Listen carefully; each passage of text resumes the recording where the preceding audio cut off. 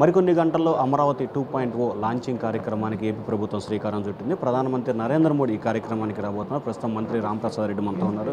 Sir, దాదాపుగా 5 సంవత్సరాలు విధ్వంసానికి గురైన నేపథ్యంలో ఎటువంటి ప్రణాళికలతో రాజధాని అభివృద్ధి చేయబోతా ఉన్నారు? గౌరవ ప్రధానమంత్రి గారు రేపు 2వ తారీఖున అమరావతి రీస్టార్ట్ అనే నినాదంతో గౌరవ ముఖ్యమంత్రి వర్యులు నారా చంద్రబాబు నాయుడు గారి ఆహ్వానం మేరకు అమరావతికి ఇచ్చేస్తున్నారు. ముఖ్యంగా మీ అందరికీ తెలుసు, గత 5 సంవత్సరాల్లో భారతదేశంలో ఉన్న రాష్ట్రాల్లో ఏ రాష్ట్రానికి రాజధాని లేదంటే ఆంధ్రప్రదేశ్కి అనే చెప్పలేని పరిస్థితిలో ఈరోజు బయటపడి మరొక్కసారి అమరావతిని పునఃప్రారంభించుకునేదానికి శంకుస్థాపన కార్యక్రమానికి ప్రధానమంత్రి గారు వస్తున్నారు. సుమారుగా 6-7 లక్షల మంది జనాలతో రేపు ఆయనకు స్వాగతం పలుకుతున్నాం. ముఖ్యంగా అమరావతిలో గత 2014-19లో ఏ విధమైన అభివృద్ధి కార్యక్రమాలు చేపట్టాలో ఆ రోజు ప్రణాళికాబద్ధంగా చంద్రబాబు నాయుడు గారు ముందుకెళ్లారు. 5 సంవత్సరాలు వైసీపీ అధికారంలోకి వచ్చిన తర్వాత అమరావతిని అబాసుపాలు చేస్తే మరొక్కసారి శంకుస్థాపన కార్యక్రమం చేసి వచ్చే 4 సంవత్సరంలోనే అమరావతికి ఒక షేప్ తీసుకొని వచ్చి అమరావతి అభివృద్ధి కార్యక్రమాలను ముందుకు తీసుకునే విధంగా చంద్రబాబు నాయుడు గారు ముందడుగు వేస్తున్నారు. సార్, నిన్న ప్రోటోకాల్ అధికారులు మాజీ సీఎం జగన్ ఇంటికి వెళ్ళి ఇన్విటేషన్ ఇచ్చారు, ఆయన లేరు. సో ఆయన వస్తారని ఆశిస్తున్నారా? మేము ఒకటే చెప్తున్నామండి, జగన్మోహన్ రెడ్డికి ప్రజల పట్ల, రాజ్యాంగం పట్ల, అలాగే శాసనసభ వ్యవహారాల పట్ల ఏ దాని మీద గౌరవం లేదు. శాసనసభకు ఎన్నికయ్యి ఒక ప్రతిపక్ష హోదా కూడా దక్కని రోజుల్లో కూడా అసెంబ్లీకి వచ్చి ప్రజల పక్షాన్ని మాట్లాడిన పాపాన పోలేదు. అలాంటి వాడు ఈరోజు ప్రధానమంత్రి ప్రోగ్రాంకి వస్తాడంటే మేము నమ్మం.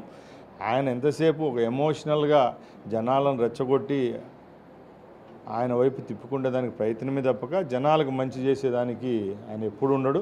ముఖ్యంగా అమరావతి విషయానికి వస్తే ఆ రోజు అమరావతి రైతులను జైల్లో పెట్టించిన ఆయన మరొకసారి అమరావతికి వస్తాడని మనం ఎలా అనుకుంటాం అని తెలియజేస్తాం. సార్, ఆడుదాం ఆంధ్రతో దమ్ముంటే అరెస్ట్ చేసుకోండి అని చెప్పి రోజే సవాల్ విసురుతుంది మీకు. దమ్ము ధైర్యం అనేది ఎవరికుందో అతి త్వరలోనే తెలుస్తుంది.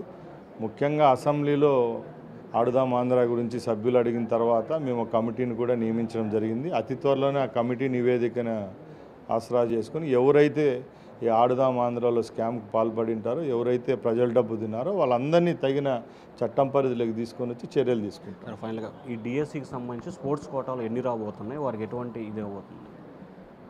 ముఖ్యంగా క్రీడాలోకానికి ఒక శుభవార్త. మొట్టమొదటిగా రాష్ట్రంలో 16,500 డిఎస్సి పోస్టులకు నోటిఫికేషన్ ఇచ్చిన పిమ్మట స్పోర్ట్స్ కోట ఏదైతే 3% రిజర్వేషన్ ఉందో దానిలో భాగంగానే 412 పోస్టులకు నిన్నే నోటిఫికేషన్ ఇవ్వడం జరిగింది.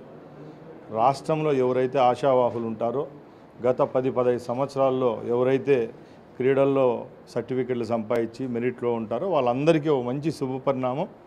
412 మందికి ఈ రాష్ట్రంలో మంచి రోజులు వచ్చాయి. తప్పకుండా వాళ్ళందరికీ ఉద్యోగాలు వచ్చే ఆస్కారం ఉంది. సో ఇది మొత్తం మీద చూసుకుంటే గత 5 సంవత్సరాల విధ్వంసానికి గురైన అమరావతి ప్రధానమంత్రి నరేంద్ర మోడీ చేతుల మీదుగా మరొకసారి పునఃప్రారంభం కాబోతుంది. భవిష్యత్తులో దేశంలో ఉన్న అన్ని రాష్ట్రాల కంటే ఆంధ్రప్రదేశ్ రాజధాని గొప్పగా ఉంటుందని చెప్పి మంత్రి రాంప్రసాద్ రెడ్డి చెప్తుంది. Voter studio.